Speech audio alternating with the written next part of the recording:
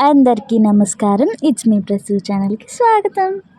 Hope మీ అందరికీ video నచ్చుతుంది అనుకుంటున్నాను. లైక్ అయితే కొట్టండి. ఫస్ట్ కొట్టేసా, ఓకే, థ్యాంక్ యూ. అదే చెత్త సబ్స్క్రైబ్ చేయకపోతే సబ్స్క్రైబ్ కూడా చేసుకోమ్మా. ఈ వీడియోలో శ్రీ బండి ముత్యాలమ్మ గుడి, అంతర్వేది నరసింహస్వామి గుడి, అలాగే బీచ్, ఇంకా పాలకొల్లు గుడి చూద్దామా. మేమైతే మార్నింగ్ 7 కల్లా స్టార్ట్ అయిపోయాము. టాటా మ్యాజిక్ కాబట్టి కొంచెం ఇబ్బంది అయింది, బట్ ఎంజాయ్డ్ అలాట్. ఫస్ట్ అయితే బండి ముత్యాలమ్మ తల్లి టెంపుల్కి వెళ్ళిపోతున్నాము. ఇది మనకి నర్సాపూర్ నుంచి ఆటో అవైలబుల్ ఉందండి గుడికి.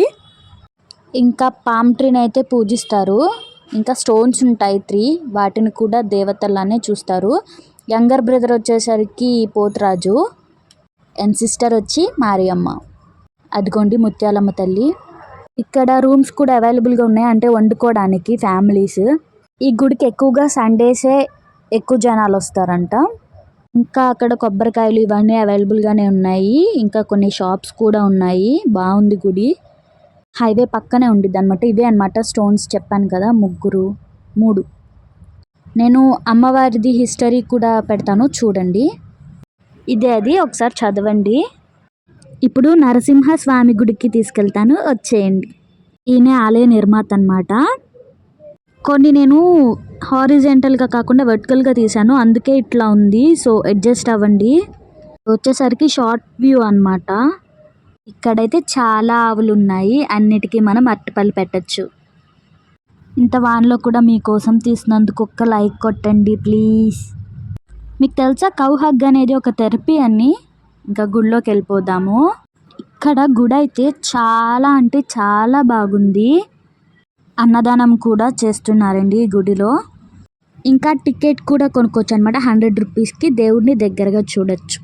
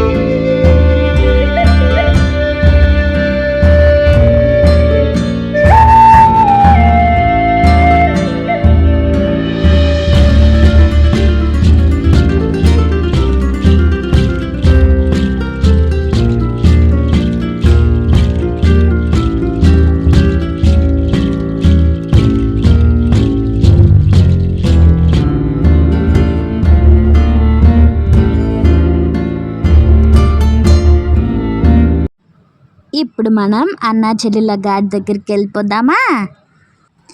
ఇదే అన్నమాట. మనకి ఫుడ్ ఇక్కడ దొరకదు, సో మీరు తీసుకెళ్ళండి తినడానికి.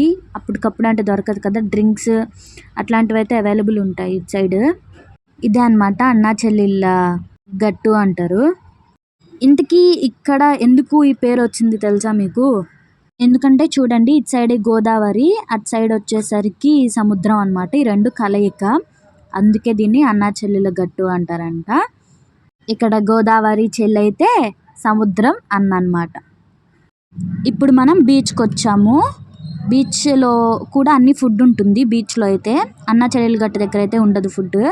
సేమ్ బీచ్ అయితే బందర్ బీచ్ లానే అన్నీ ఉంటాయి అన్నమాట. గుర్రాలు, ఫొటోస్ తీసుకోవడానికి అన్నీ ఉంటాయి. చాలా బాగుంటుంది. అంతర్వేది దర్శనం అయిపోయిన తర్వాత మేము పాలకొల్లు వెళ్తున్నాము. బీచ్లో నేను మా చెల్లి అయితే ఇలా వెళ్తున్నాం అనమాట. చాలా బాగుంది ఎక్స్పీరియన్స్. ఎక్కడికి వెళ్ళినా కానీ రీల్స్ పిచ్ అసలు పోదు కదా మనకి. సో కొన్ని రీల్స్ తీసుకొని బీచ్ నుండి వెళ్ళిపోదాం.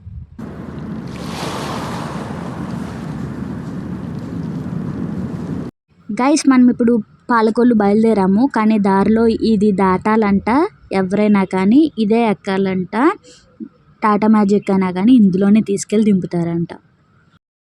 గూగుల్ మ్యాప్స్ నుండి చూసుకుని వెళ్ళాము మేము. మాకైతే ఇది చూపించింది.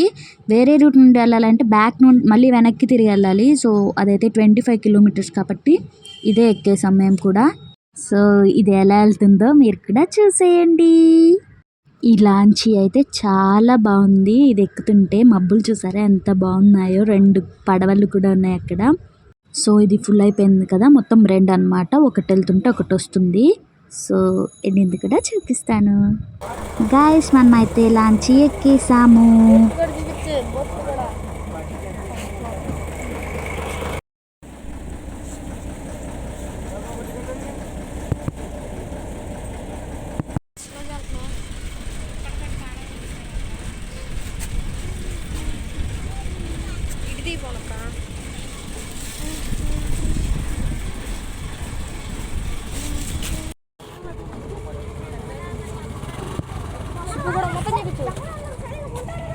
ఈ మూమెంట్స్ అసలు నా లైఫ్లో మంచి గోల్డెన్ మూమెంట్స్. అస్సలు ఎక్స్పెక్ట్ చేయలేదు ఇట్లా వెళ్తానని చెప్పి లాంచీలో. నాకైతే గోదావరి మూవీ అంటే చాలా ఇష్టము. సేమ్ అట్లానే అనిపించింది. అక్కడ ఏమైతే ఉంటాయో ఇక్కడ కూడా అన్నీ అయ్యే చూసాను నేను. ఈ మంచి మూమెంట్లో ఈ డైలాగ్ వినకపోతే ఎలా? అందమైన గోదావరి, అంతకంటే అందమైన పరిసరాలు, చక్కటి లాంచీ, ప్రతి ఒక్కరూ జీవితంలో వెళ్ళాల్సిన ట్రిప్.